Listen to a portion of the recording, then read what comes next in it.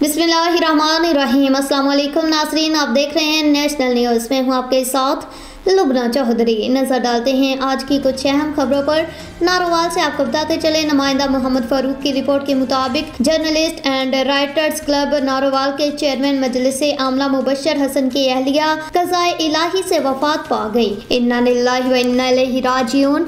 नमाज जनाजा थे वाले कब्रिस्तान गंज मंडी हुसैनाबाद में अदा की गई। नमाज जनाजा हाफिज मुदस्सर मुगल ने पढ़ाई। सैकड़ों सोगवारान की मौजूदगी में सबरते खाक कर दिया गया। नमाज जनाजा में journalist and writers club Narowal के सदर मोहम्मद उस्मान मुगल, फिनांस सेक्रेटरी मोहम्मद फारूक, सरपरस्त आला मोहम्मद नदीम, खालक रजा नक्शबंदी, जनरल सेक्रेटरी आमर महमूद मलक, सेक्रेटरी नशर अशात मोहम्मद असीम, सईद तनवीर, गुलाम नबी रुबानी, शबीर हुसैन बाजवा के अलावा सियासी, समाजी, सहाफती शख्सियात और मौससीन इलाका ने शिरकत की।